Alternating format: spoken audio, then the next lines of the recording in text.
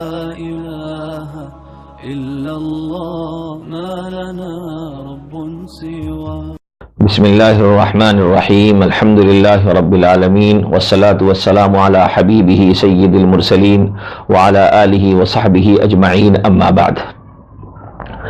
قرآن کریم میں اللہ عز و جل کا ارشاد ہے والفجر ولیال عشر والشفع والوتر، کہ قسم ہے فجر کی اور 10 راتوں کی اور جفت کی اور طاق کی.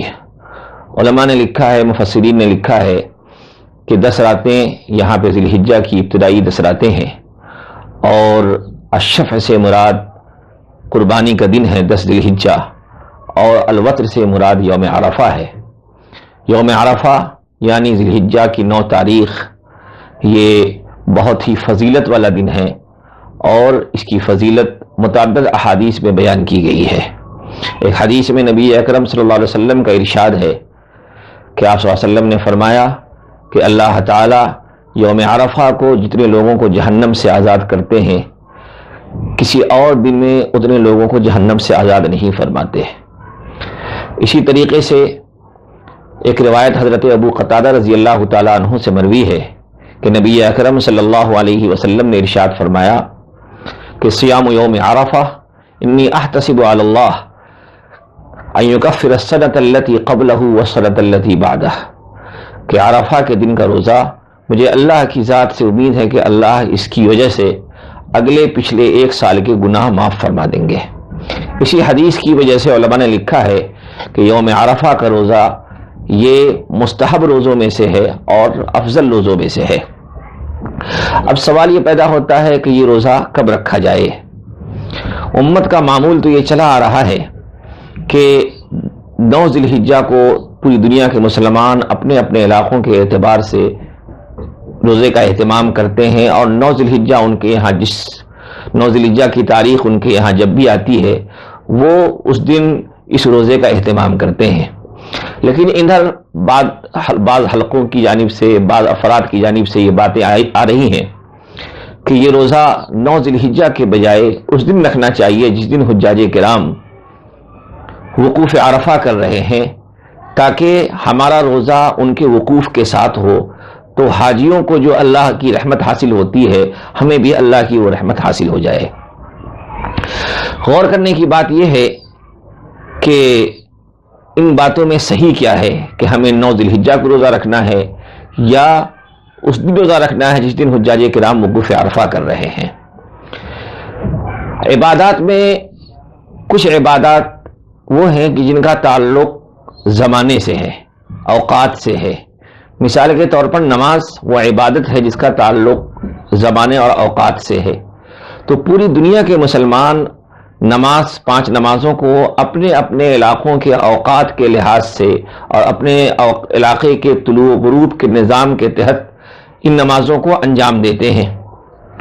روزہ بھی انہی عبادات میں سے ہے جس کا تعلق زمانے سے ہے.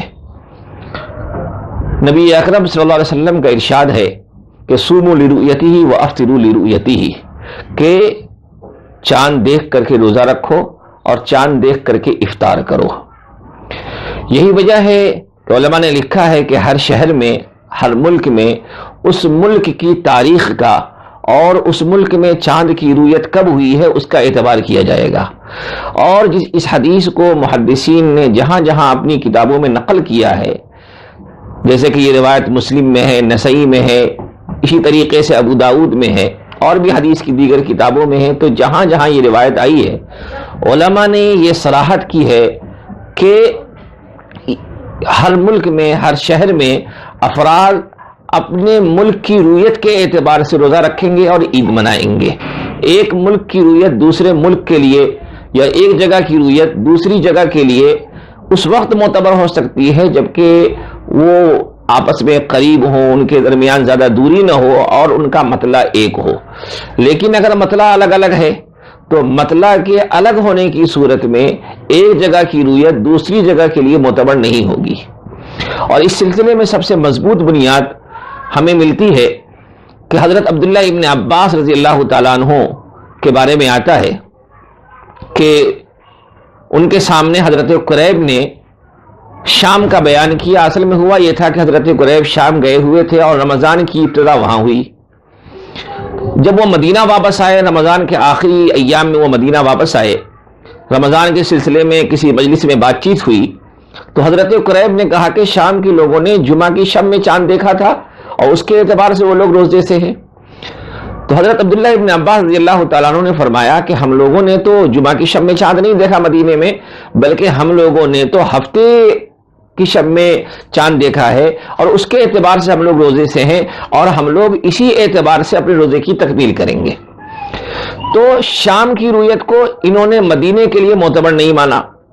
اس سے پتہ چلا کہ ایک جگہ کی رویت دوسری جگہ کے لیے جبکہ دونوں کا مطلع الگ الگ ہو معتبر نہیں ہے، اور ہر ملک والے، ہر علاقے والے اپنے علاقے کی رویت کے اعتبار سے روزہ شروع کریں گے اور روزہ ختم کریں گے. جس طریقے سے فرض روزے کے سلسلے میں ہے، ایسے ہی جو مستحب روزے ہیں تو مستحب روزوں میں بھی یہی تعلیم شریعت ہے کہ ہر علاقے والے اپنے اپنے علاقوں کی تاریخ کے اعتبار سے اس روزے کا اہتمام کریں گے. جیسے مثال کے طور پر 15 شعبان کا روزہ مسنون روزہ ہے تو ہر علاقے والے اپنے اپنے علاقوں کے اعتبار سے روزہ رکھیں گے.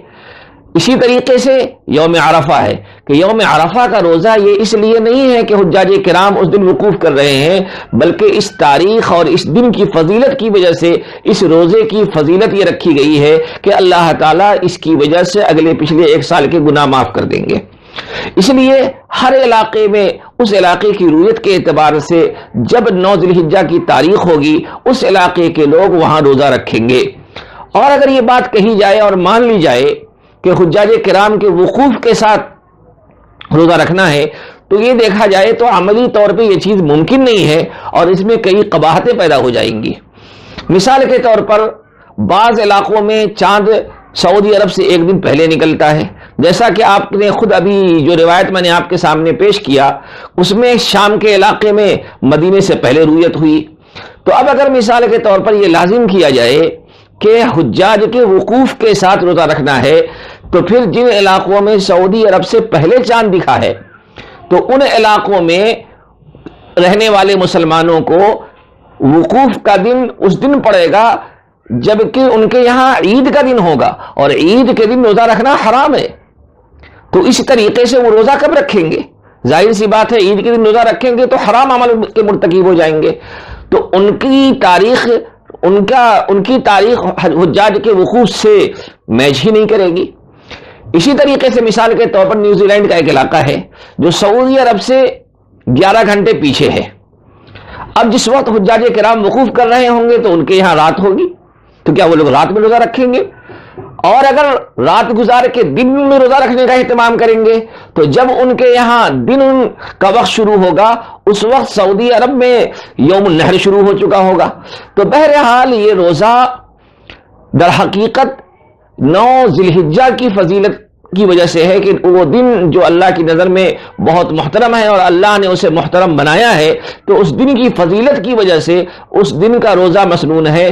تو ہر علاقے والے اپنے اپنے علاقوں کی تاریخ کے اعتبار سے ان کے یہاں جس دن 9 ذلحجہ کی تاریخ ہوگی اس دن ان کے لیے وہ روزہ مسنون ہوگا، چاہے وہ اس دن وقوف عرفہ ہو حجاج کرام کا، چاہے اس دن وقوف عرفہ نہ ہو. بہرحال اپنے اپنے علاقوں کے اعتبار سے جس دن ان کے یہاں 9 ذلحجہ کی تاریخ ہوگی اس دن ان کے لیے روزہ رکھنا مسنون ہوگا. یہی تعلیم شریعت ہے. تو بہرحال 9 ذلحجہ کا روزہ بہت اہم روزہ ہے، افضل روزہ ہے، مستحب روزہ ہے. اس روزے کا ہمیں اہتمام کرنا چاہیے تاکہ حدیث میں جو فضیلت بیان کی گئی ہے وہ فضیلت ہمیں حاصل ہو سکے اور ہمارے اگلے پچھلے گناہوں کی معافی کا انتظام ہو سکے. اور اس بات میں ہمیں ہرگز نہیں آنا ہے، یہ بات شرعی اعتبار سے بالکل ہی قابل قبول نہیں ہو سکتی ہے، بلکہ ہر علاقے کی رویت اپنے علاقے کے لحاظ سے ہے اور اس علاقے دور کے علاقے کو بنیاد بنا کر کے نزدیک ایک علاقے والے دوسرے علاقے میں روزہ نہیں رکھیں گے. بہرحال یہ اس سلسلے میں چند گزارشات ہیں. اللہ سے دعا ہے کہ اللہ تعالی ہماری عبادات کو، ہمارے روزوں کو قبول فرمائے. وآخر دعوانا ان الحمدللہ رب العالمین. لا إله إلا الله ما لنا رب سواه